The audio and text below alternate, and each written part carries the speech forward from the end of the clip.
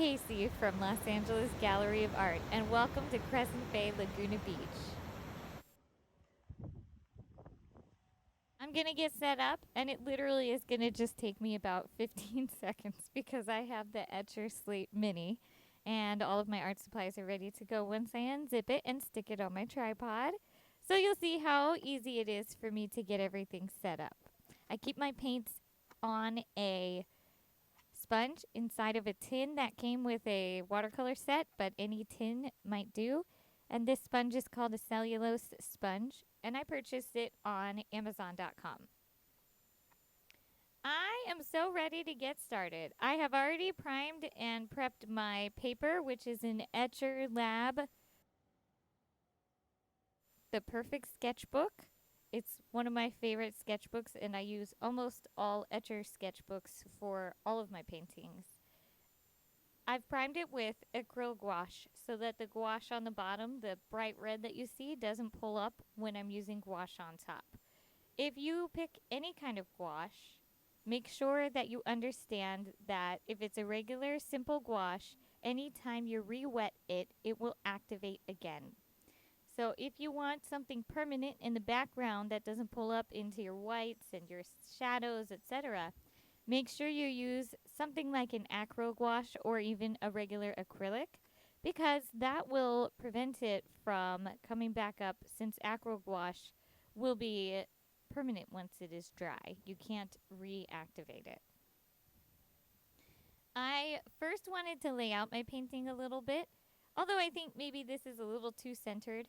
I enjoy the way it came out.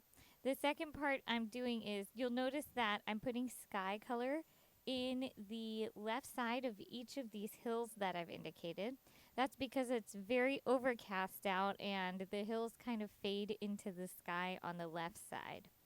One thing that I don't have shown here is very clearly is my palette, but I have a very messy, completely worked on palette. This means every time I dip my brush into the paint, it's going to have color already there.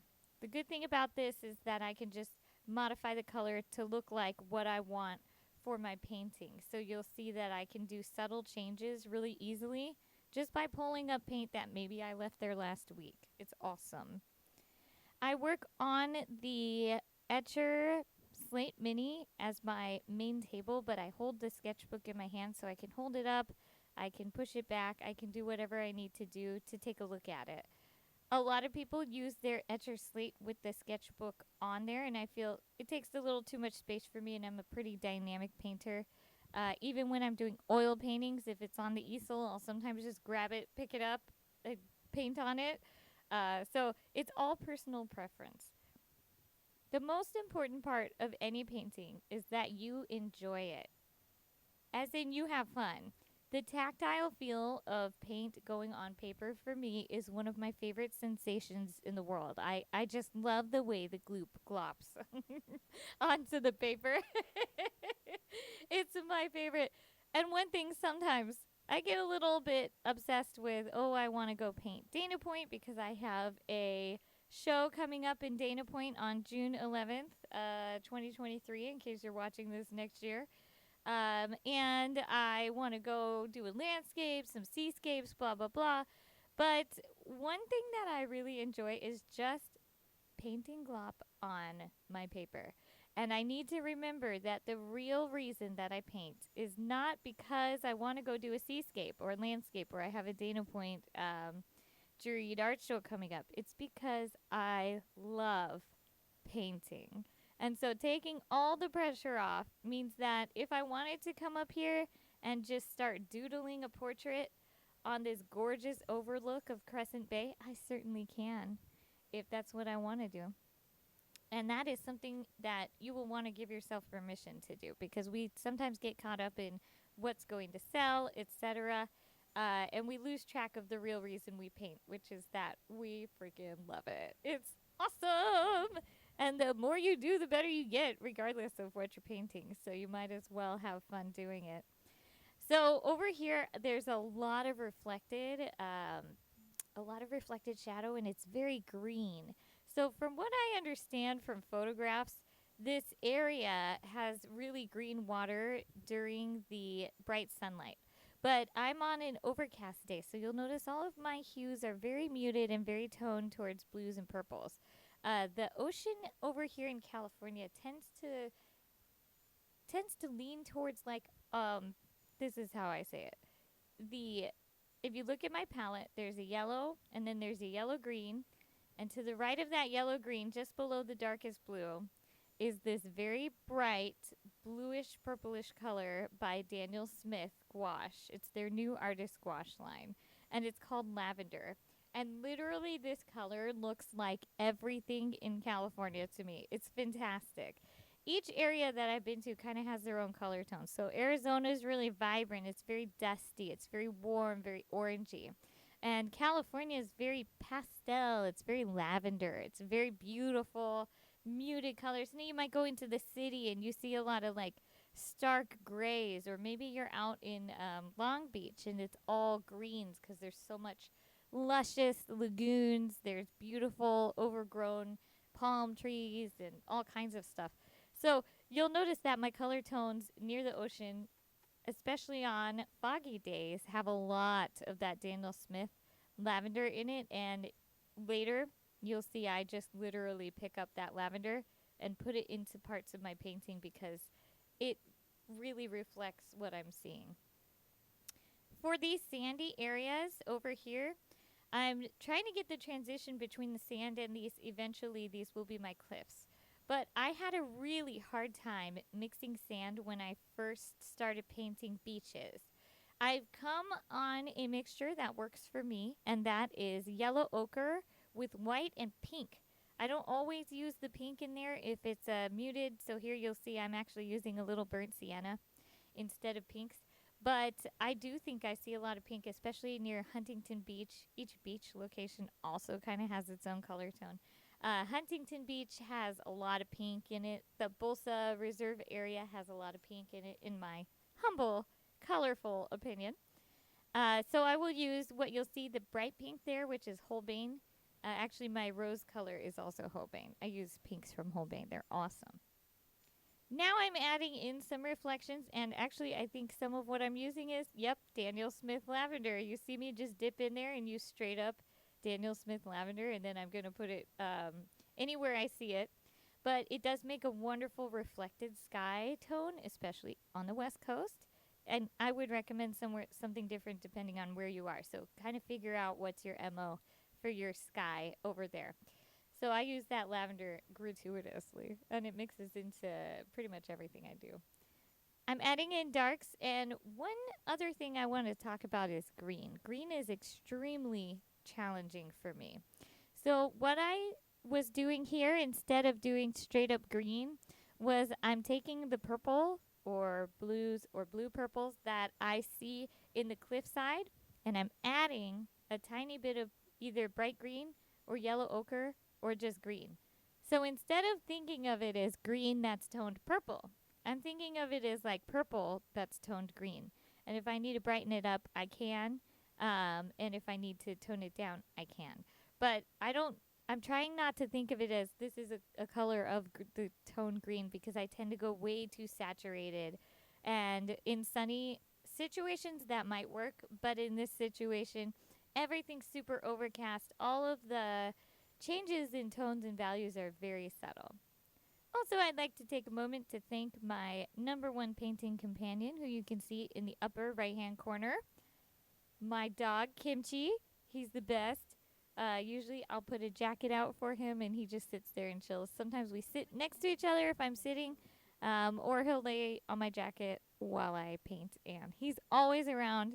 He's over here right now to get some attention since I called his name. And he is the best painting companion ever.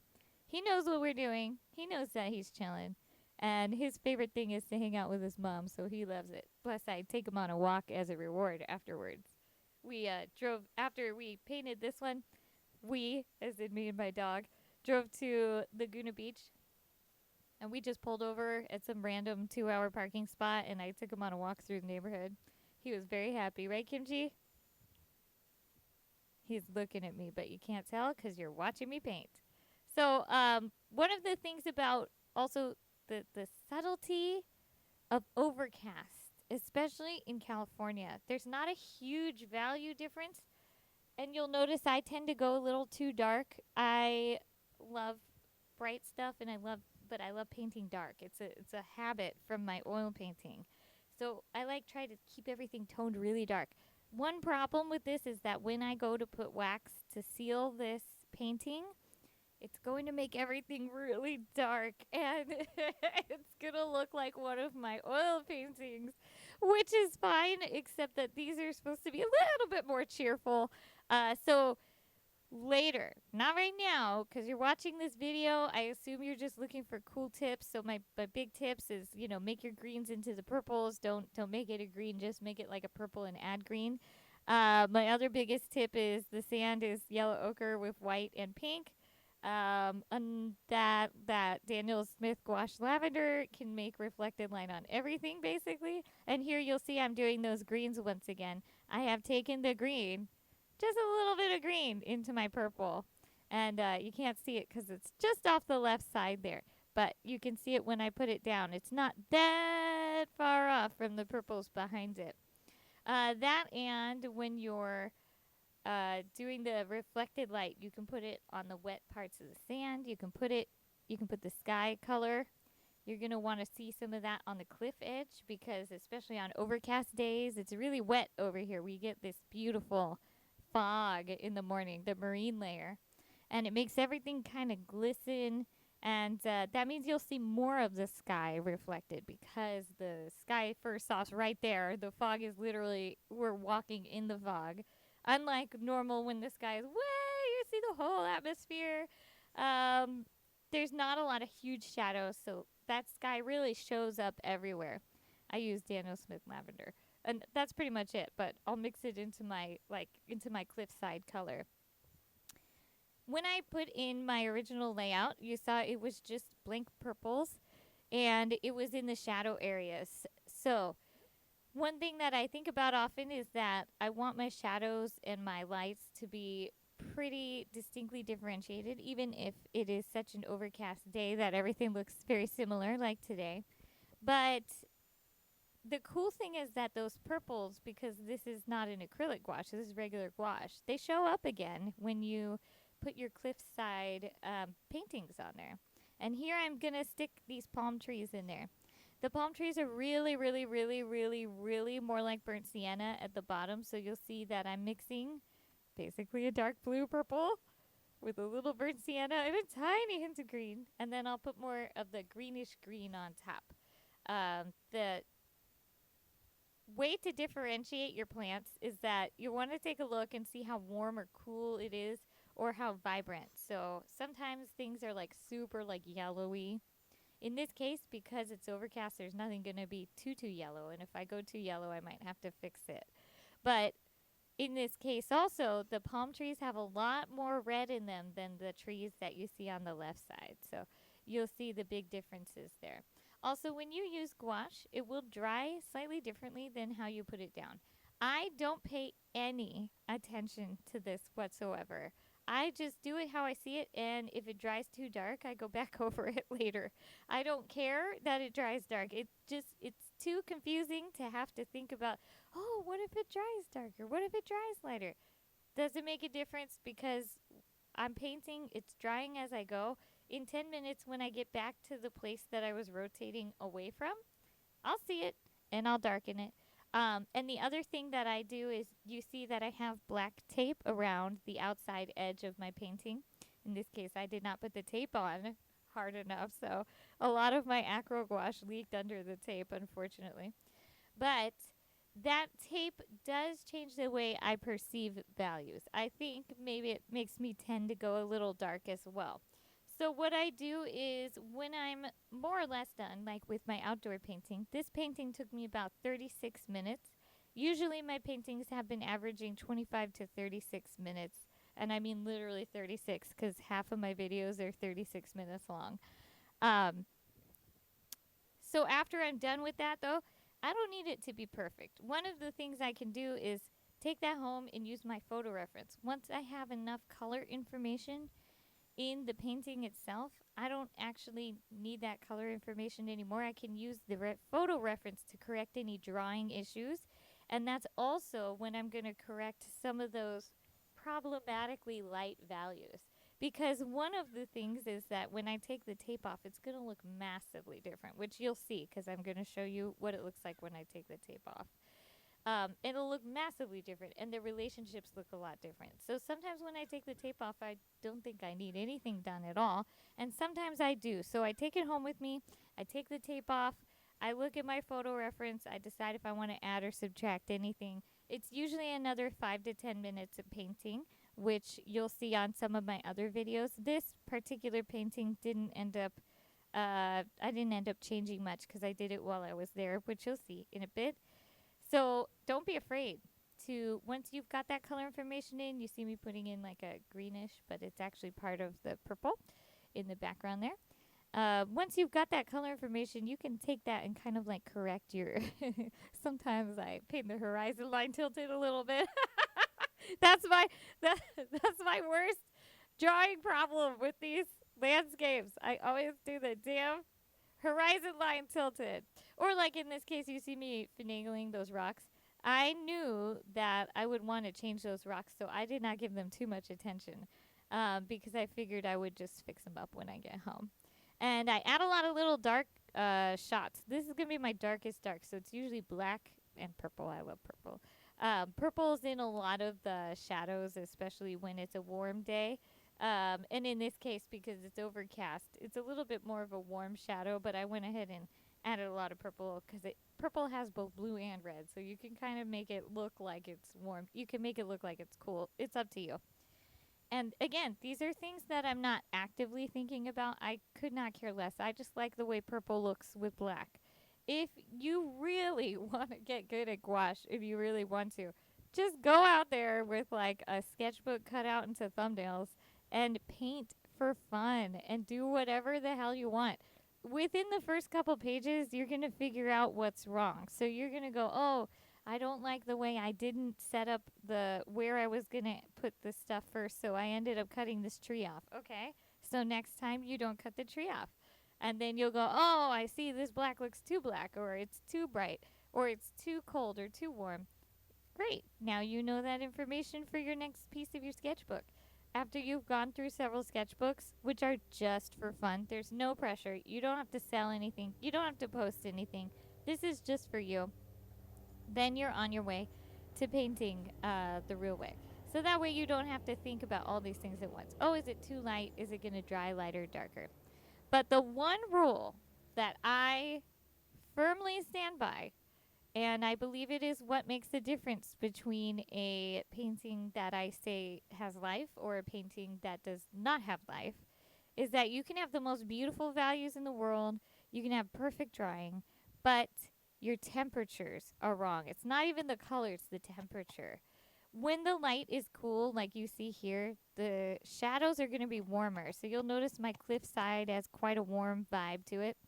There's a lot of reflected shadow too, but you can see all the cliff, all the wet areas like the sand, they have warmth. And as the sand goes into the ocean, it has that burnt sienna in there. That's to indicate that it's warmer, because it is.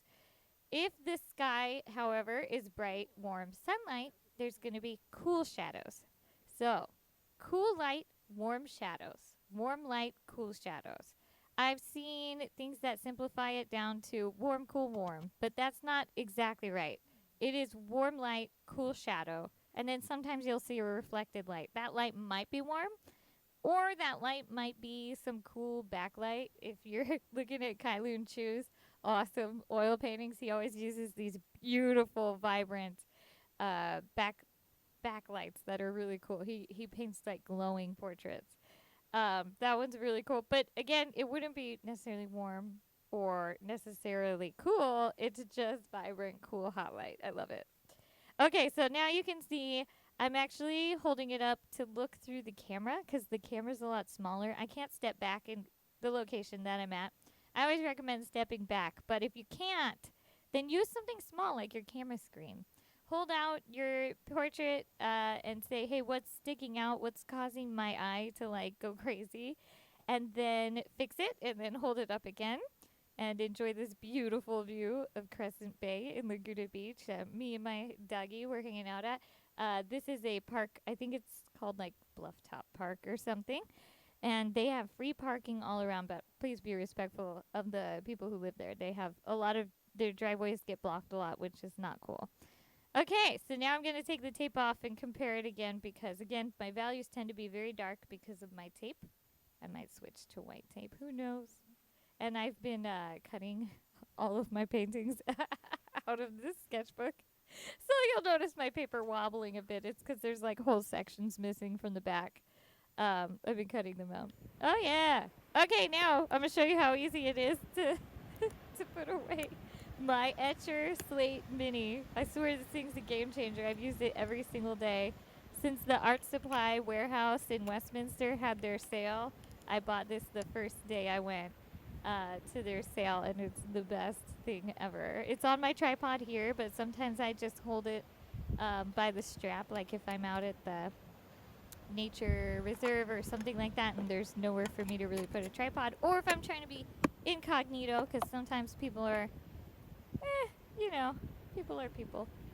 Okay, so as you see, I just close up my stuff, bounce it all together, and put it there. And I think I'm almost ready. Just gotta, these are my brushes. They're held by that Velcro thing you see there.